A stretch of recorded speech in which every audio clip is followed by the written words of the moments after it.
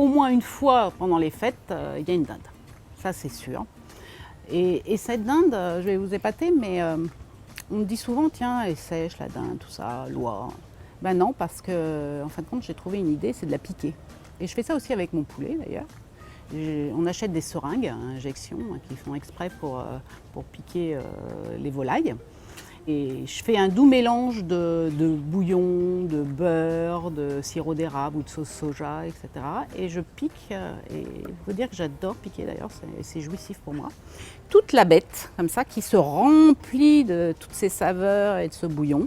Je la garnis de plein d'herbes, parce que moi je suis une dingue d'herbes, donc je la garnis de plein d'herbes et tout, et je la fais cuire très lentement, comme ça, avec ce jus. Et elle n'est jamais sèche. Donc ça, voilà, ça c'est ma dinde. La farce, je la fais toujours à part, parce que j'aime pas, quand je découpe la dinde, avoir la farce dans la dinde.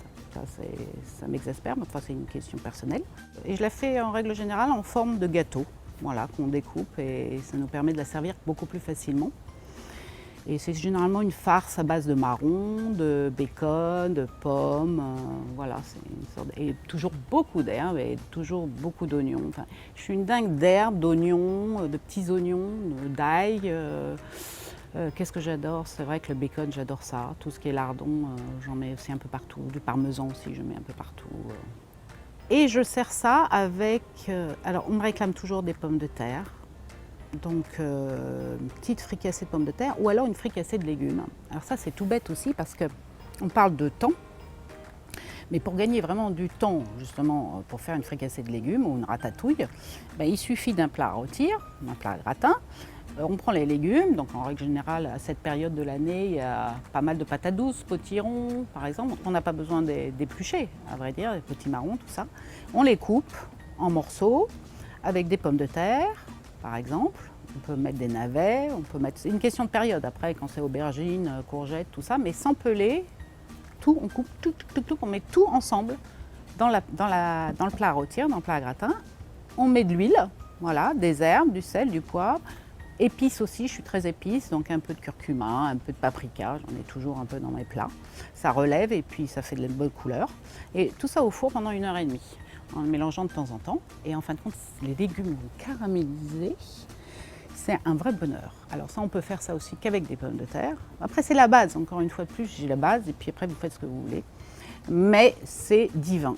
Et on n'a pas besoin de les surveiller, et on les laisse à maintien au chaud, voilà, dans le four, et c'est super. La sauce, bah après, on récupère la sauce de la dinde.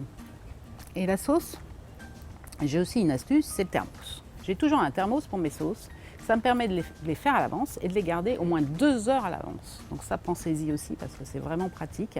Quand on fait une sauce ou une fondue au chocolat, etc., il faut à chaque fois rechauffer. Maintenant là, vous mettez tout dans le thermos et ça garde au chaud, un bon thermos, 2 heures au moins. Donc il n'y a plus qu'à servir après.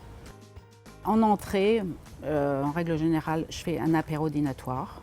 Je fais rarement maintenant des entrées.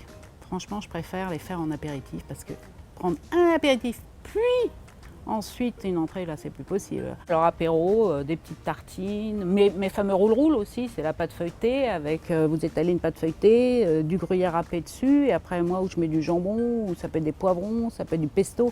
On roule, on coupe et on met au four comme des petits palmiers.